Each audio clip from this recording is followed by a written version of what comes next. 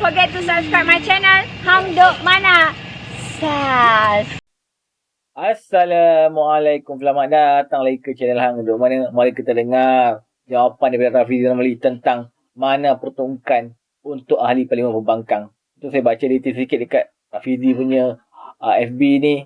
Saya menjawab soalan daripada tanya Rafizi. Peruntukan rakyat di Parlimen Pembangkang dinafikan. Peruntukan wang rakyat tetap diberikan oleh kerajaan seperti biasa dalam bentuk projek-projek dan bantuan terus kepada rakyat di kawasan tersebut, dan perkara ini tidak menimbulkan masalah. Okey, untuk detailnya mari kita dengar jawapan daripada Rafizi Ramli. Dia akan kita komen macam biasa. Soalan daripada Muhammad Amin, peruntukan kepada pembangkang. Betul ke bantuan untuk Parlimen Pembangkang tidak dapat ditangguhkan atau tidak diberikan? Peruntukan kepada pembangkang ni saya ingat masa saya dulu pun, semasa saya menjadi ahli Parlimen Pembangkang, memang tak ada peruntukan daripada Kerajaan Persekutuan untuk diberikan kepada ahli-ahli Parlimen Pembangkang.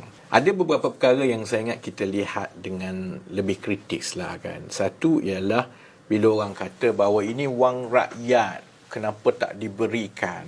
Wang rakyat memang diberikan, tetapi dalam bentuk projek-projek dan bantuan terus kepada rakyat di kawasan itu. Dan itu telah berlaku. Contohnya bila kita bercakap tentang subsidi bersasar, kita nak pastikan lebih ramai isi rumah keluarga yang akan mendapat bantuan. Di bawah Kementerian Ekonomi sendiri, kita buka seluasnya mana-mana rakyat tanpa mengira kawasan mana.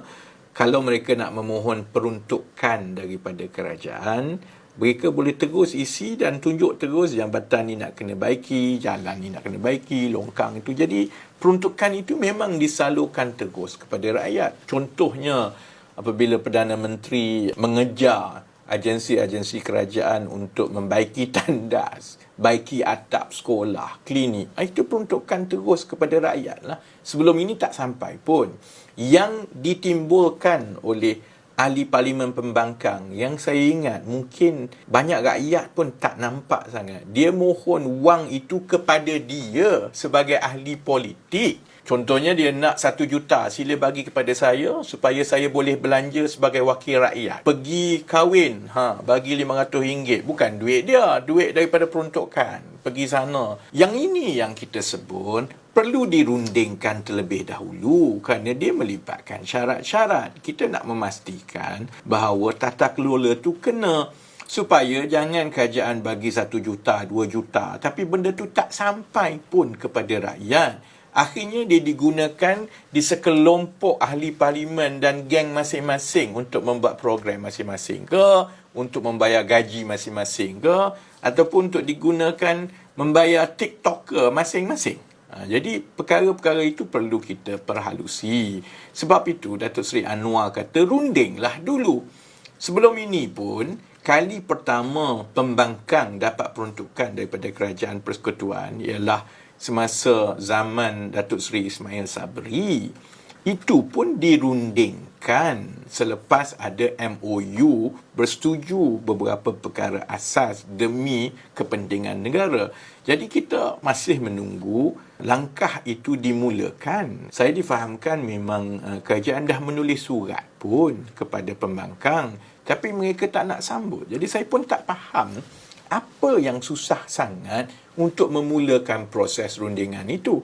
Adakah kerana pembangkang daripada awal-awal lagi takut syarat-syarat tata kelola yang akan dikenakan yang menghalang mereka daripada berbelanja sesuka hati bagi tujuan politik daripada peruntukan wang rakyat itu. Jadi boleh tanya kepada rakyat sendiri sama ada rakyat setuju bagi 2-3 juta kepada wakil rakyat pembangkang ini, kemudian tak tahu wang itu pergi ke mana, tetapi digunakan sesama mereka dan pasukan mereka.